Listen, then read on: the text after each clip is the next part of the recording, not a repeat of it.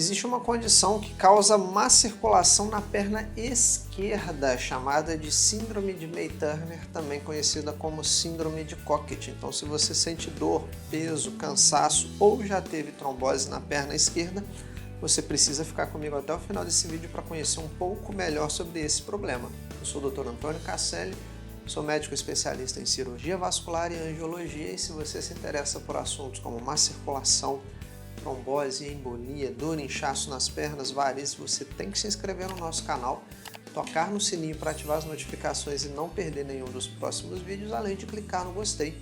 Quando você deixa o seu joinha, o seu like, a sua curtida, você impulsiona o nosso trabalho de forma que a gente consegue alcançar mais pessoas, levar até elas informação de qualidade e até mesmo salvar vidas contra a má circulação e contra a trombose. Como de costume, os nossos vídeos são retirados de dúvidas que vocês deixam para nós nos comentários, e o nosso time selecionou a seguinte pergunta para a gente poder responder hoje. Tenho síndrome de May-Turner, poderia falar sobre isso? Obrigado, doutor. Então, esse vai ser o nosso assunto de hoje. A síndrome de May-Turner, ou também síndrome de Cockett, é o mesmo nome para a mesma doença. Ela é causada por uma compressão da veia ilíaca que vai para a perna esquerda, e é uma das principais veias que traz o sangue da sua perna esquerda de volta para o seu coração. Ela que traz o retorno venoso de toda a perna esquerda, a veia ilíaca esquerda. Essa compressão geralmente é causada pela própria artéria que vai para a perna direita, ou seja, a veia que vem da perna esquerda faz um cruzamento com a artéria que vai para a perna direita. Talvez tenha ficado complicado, mas eu vou deixar uma ilustração aqui na tela para ficar um pouco mais visual, para você entender. Então é a relação dos seus próprios vasos sanguíneos da artéria de uma perna com a veia da outra perna que vai causar essa área de compressão.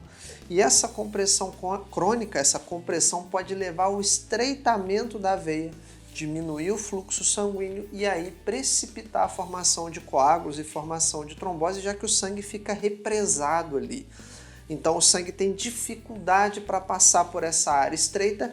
Esse acúmulo de sangue pode causar sintomas na perna esquerda, como congestão venosa, surgimento de varizes, de trombos, peso, dor e cansaço no membro inferior esquerdo. E por que isso acontece? Ela pode ser congênita, ou seja, a gente já nasce com essa compressão. Na verdade, todos nós temos essa comunicação entre esses dois vasos e essa pessoa já pode apresentar sintomas desde nova.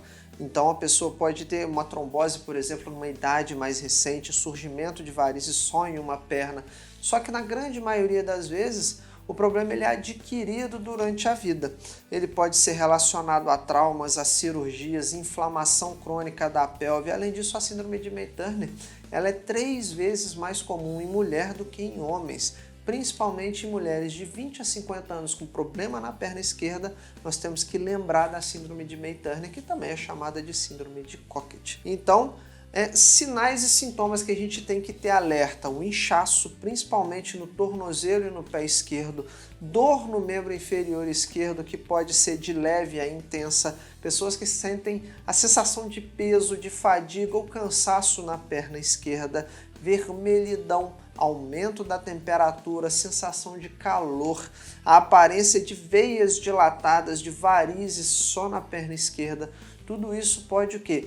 Piorar durante o dia e melhorar com o repouso. Então, se isso acontece com você, a gente precisa ficar alerta. Só que, no entanto, a gente tem que lembrar que a síndrome de May-Turner, na maioria das vezes, ela é assintomática.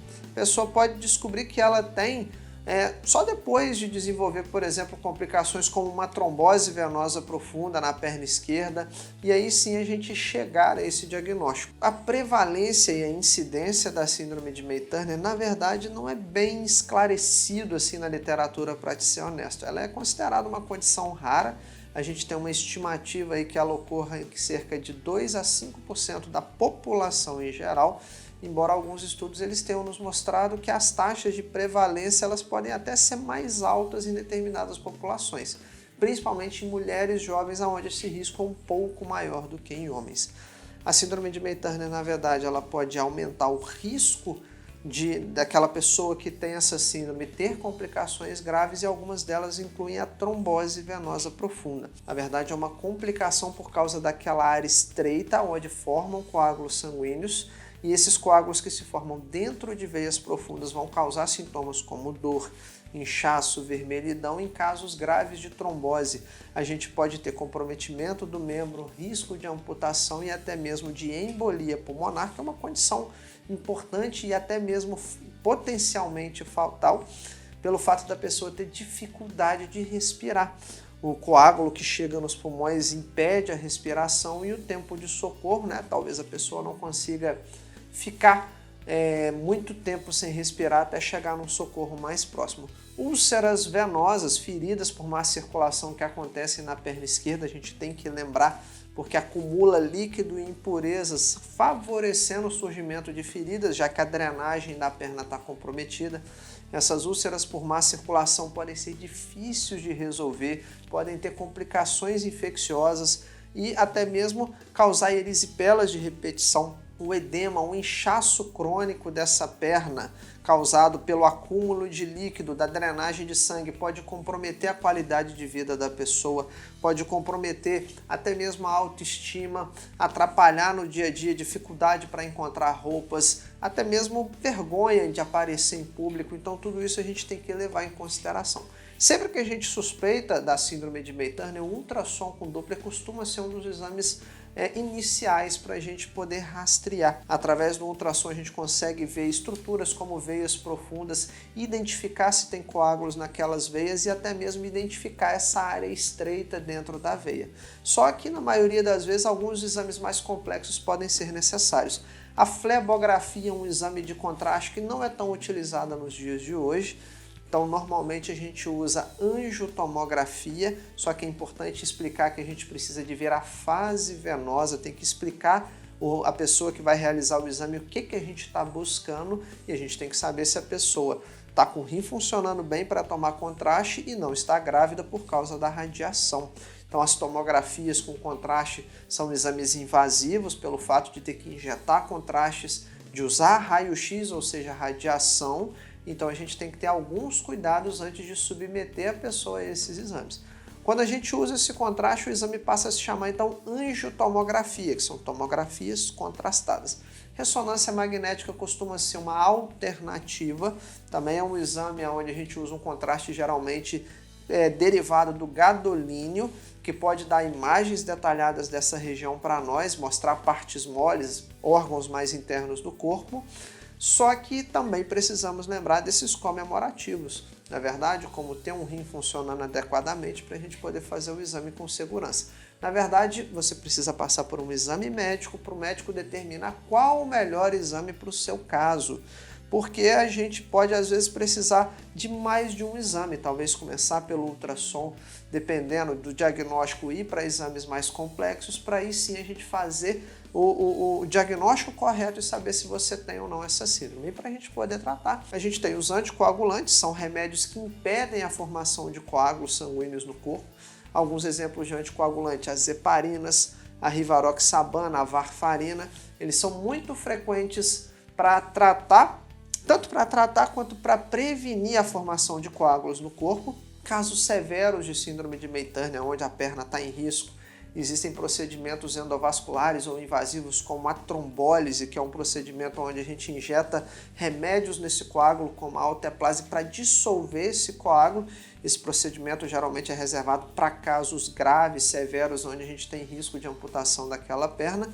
E situações como operar, cirurgias para a síndrome de May-Turner, elas não costumam ser muito utilizadas. A cirurgia ela vem sendo abandonada pelo fato de ser muito agressiva, muito invasiva. Na grande maioria das vezes, a angioplastia com stent costuma atender bem esses pacientes. A gente vai lá dentro da veia, coloca um balãozinho com stent, abre esse balão e deixa esse stent, que é uma pecinha de ferro, para abrir essa veia e aliviar a área de estreitamento. Nem todas as pessoas precisam fazer angioplastia com stent. Algumas pessoas podem necessitar pelo fato de ter trombose de repetição, mas na grande maioria das vezes o tratamento clínico com anticoagulantes costuma ser suficiente. Essa avaliação é caso a caso, vai depender da intensidade desse estreitamento, o tanto que a pessoa é sintomática, os riscos relacionados ao remédio, aos procedimentos como colocar stent, tudo isso tem que ser determinado com base nos sintomas, na gravidade da doença, e essa avaliação então ela é caso a caso, para aí sim a gente definir qual a melhor estratégia para tratar aquela pessoa. Se você quer entender como combater a má circulação, cuidar de verdade das suas veias, diminuir o seu risco de ter uma trombose, uma embolia, eu te convido para ir na descrição desse vídeo e conhecer o SOS Má Circulação e Trombose. Lá a gente vai te dar um passo a passo, um plano de ação para poder combater a má circulação de verdade, cuidar das suas veias e se proteger contra as doenças cardiovasculares. Não esquece de clicar no gostei se você aprendeu algo importante nesse vídeo e se inscrever no canal e vai nos comentários também, deixa para mim o seu nome, de qual cidade você está falando, eu quero te conhecer melhor, deixa a sua pergunta, talvez a sua dúvida vai ser selecionada para a gente trazer a resposta aqui em vídeo, sugestão para os próximos vídeos, o que você quer ver aqui no canal para a gente entender o que está passando do outro lado da telinha, trazer um conteúdo cada vez melhor e mais relevante para você. Te espero então no próximo vídeo.